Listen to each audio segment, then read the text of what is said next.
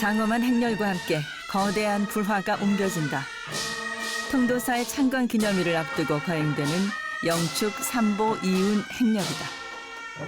신라 선덕여왕 때 자장율사가 부처님의 진신사리와 가사, 경전을 모시고 스님들과 함께 산문을 연 것을 기념하는 의식. 수많은 사람들이 부처님을 모시는 마음으로 참석한다.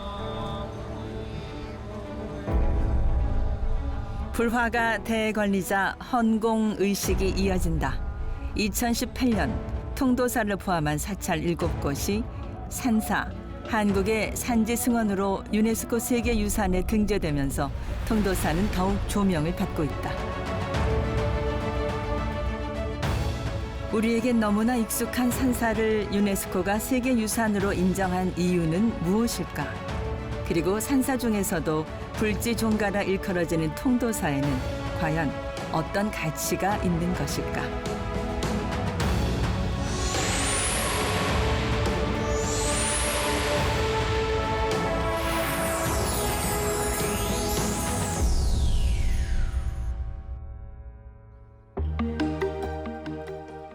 통도사에서 음력 9월 9일은 아주 특별한 날이다. 절의 창건을 기념해 자장율사께 공양을 올리는 법회를 비롯해서 다채로운 행사가 열리는 날이기 때문이다. 계산대제. 계산대제란 이를테면 절의 생일에 여는 큰 잔치인 셈이다. 이날의 주요 의식 중에는 영고제가 있다.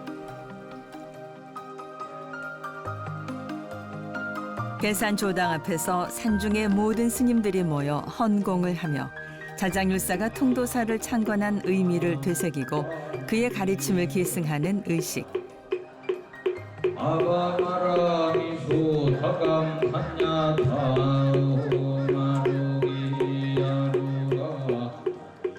통도사의 불자들 속에 그는 여전히 살아있다.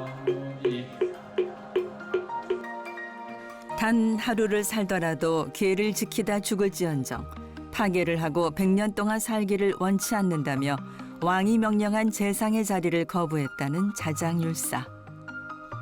그가 당나라에서 유학을 마치고 돌아와 646년에 세운 절이 바로 통도사다.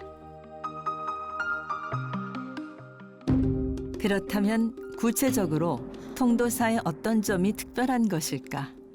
우선 통도사가 자리한 영축사는 산의 모습이 석가모니가 법화경을 설파해 많은 중생을 구제했던 인도의 영축산과 통한다고 해서 이름을 따온 것이다. 통도사라는 절의 이름도 바로 여기에서 유래했다. 명산에 절을 만들어 청정도량으로 삼고 자연지형과 어우러지게 전각을 배치하는 산사의 특징은 통도사에서 특히 두드러진다. 영축산 남쪽 산기슭의 계곡을 따라 만들어진 통도사는 얼핏 보면 수십 동의 건물이 다소 산만하게 느껴진다. 신라 선덕여왕 때 창건된 뒤 고려와 조선시대를 거치면서 여러 차례 건물을 고쳐짓고 새로 세우며 현재의 모습에 이르렀기 때문이다. 하지만 아는 만큼 보이는 법. 건물마다 당대 역사와 신앙이 깃들어 있는 통도사에는 나름의 질서가 있다.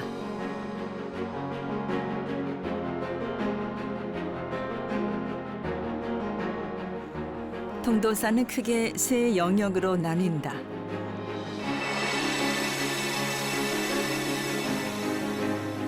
상로전, 중로전, 하로전이라는 3원씩 가람 구조로 이루어져 있는 것이다. 이는 창건 이래 통도사가 계속 확장되며 하나의 큰 사찰 안에 세 개의 독립적인 영역이 존재하는 독특한 구조를 갖추었기 때문이다.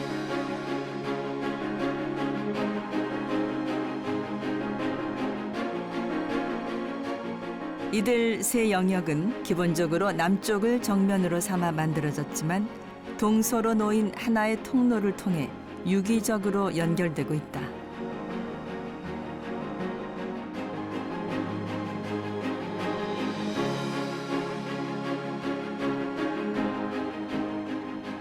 먼저 천왕문을 지나면 하로우전 영역이다.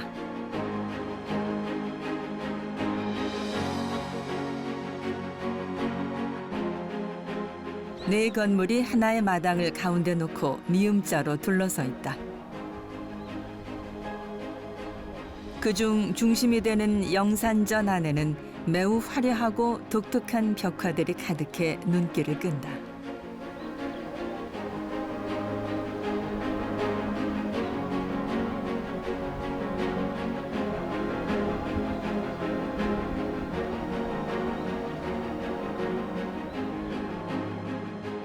중로조는 부리문에서부터 시작된다.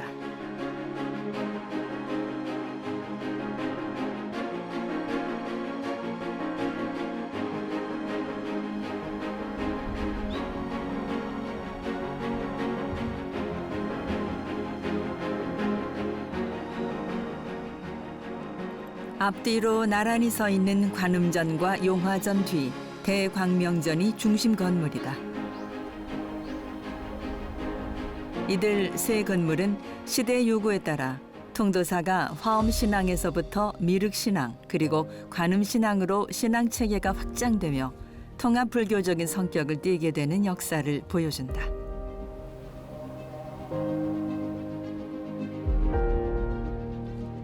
중로전에서 가장 눈에 띄는 것은 용화전 앞에 있는 봉발탑이다.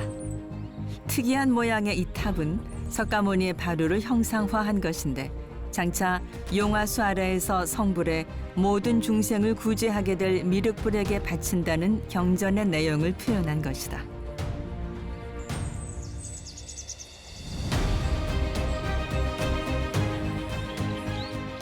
가장 안쪽에 있는 상로전은 통도사를 창건한 근본 정신이 깃든 곳이다.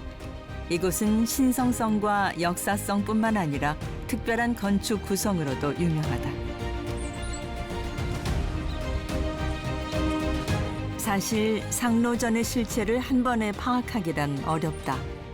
우선 대웅전은 동서남북 사방이 모두 정면처럼 보이는데 방향에 따라 현판의 내용이 모두 다르다.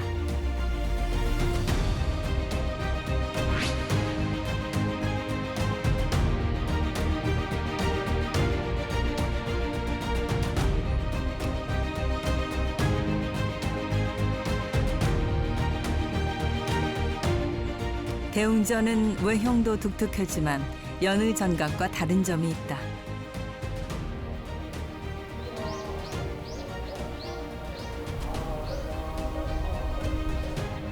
바로 불단 뒤편 금강계단에 부처님의 진신사리를 모시고 있기 때문에 부처님을 형상화한 불상이 없는 것이다. 통도사에서 가장 핵심적인 곳은 뭐니 해도 금강계단이다. 자장율사가 당나라에서 가지고 온 부처님의 진신사리와 가사를 봉안한 금강계단. 이로 인해 통도사는 불교의 삼보사찰 중에서 불보사찰의 위치를 지닌다.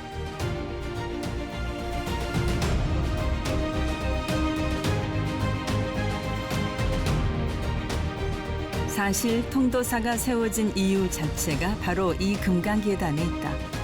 여기서 계단이란 불자들이 지켜야 할 계율을 받는 단어로 부처님의 진신사리가 모셔진 금강계단에서 계를 받는 것은 부처님으로부터 직접 계를 받는 것과 동일한 의미를 갖는다.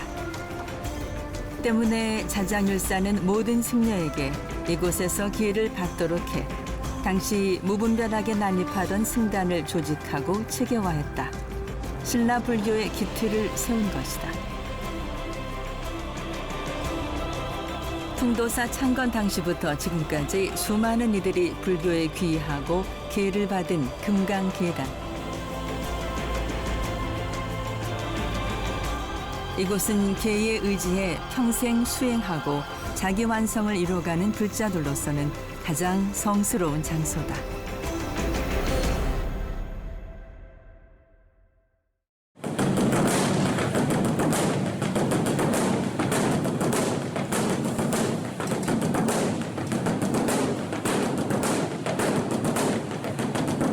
어둠이 채 가시지 않은 새벽 4시. 통도사의 하루가 시작된다.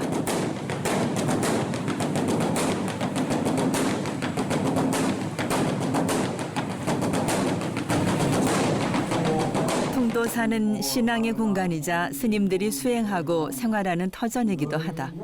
합장하고 인사하는 것에서부터 먹고 자고 공부하는 것까지 모든 일상에서 부처님의 가르침을 실천하고 불도를 닦는 데 힘을 쓴다.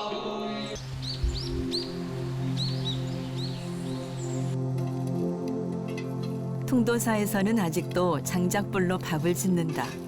공양간에서 밥을 짓는 것도 수행의 일부이자 덕을 쌓는 특별한 일로 여기기 때문이다.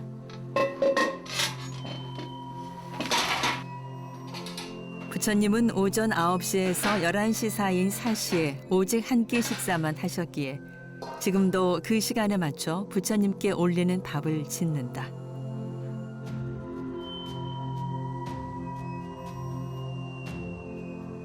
오전 10시 사시 불공이 시작된다.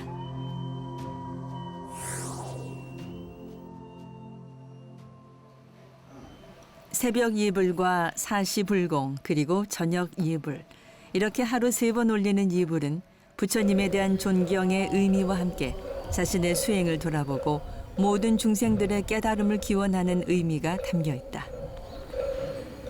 창건 이래 1300년이 넘도록 지속되어 온 간절한 의례다.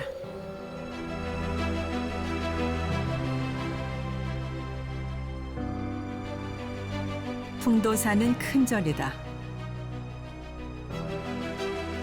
한국 불교의 시대별 발달 단계를 보여주는 건축은 물론 회화와 조각, 의례, 그리고 스님과 신도들을 품은 거대한 집합체다.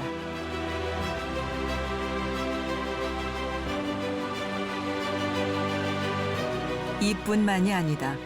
오랜 세월 동안 정통 불교 신앙을 바탕으로 토지신과 산신 등 토착 신앙, 그리고 유교와 도교의 사상까지 포용하며 사상적 범위도 확장해왔다. 통도사 안에 작은 우주가 있는 셈인데 이로 인해 통도사는 한국 불교의 종교적 개방성을 가장 잘 보여주는 사찰로 꼽히고 있다.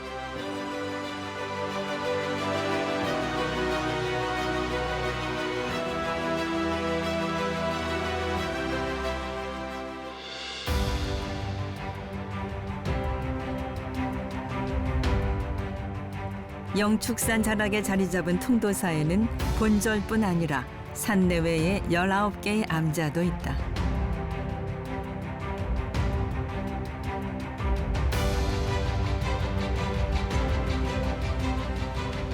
통도사를 창건한 자장율사가 수도하던 암자에서부터 역대 고승들이 머물던 곳까지 영축산 곳곳에 깃든 암자들은 산사의 특징을 오롯이 담고 있다. 산을 존중하고 산과 교감하기 위해 산의 정상이 아닌 산 기슭에 자리 잡았다. 이게 서로 교감이 있어야 되거든요. 근데 그렇게 할 일이 아니에요. 법문을 들을 때도 정확하게 지금 법사 스님이 무슨 말씀을 하시는지 듣고 이해한 정도를 안색으로 또 주변 산을 정원으로 삼아 자연과 인공의 건축물이 조화를 이루어 동아시아의 사찰 중에서도 독특하다는 평가를 받고 있다. 종교에 상관없이 절은 오랫동안 한국인의 마음의 안식처였다. 그중에서도 1000년 넘게 자리를 지켜온 산사는 한국의 역사와 문화, 아름다움을 품고 있다. 통도사는 깊은 절이다.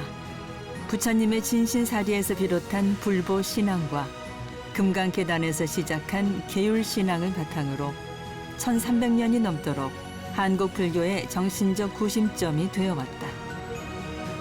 자연과 신앙, 그리고 살아있는 문화유산이 한데 어우러져 그윽하게 빛나는 곳. 세계유산의 품격을 지닌 산사, 통도사다.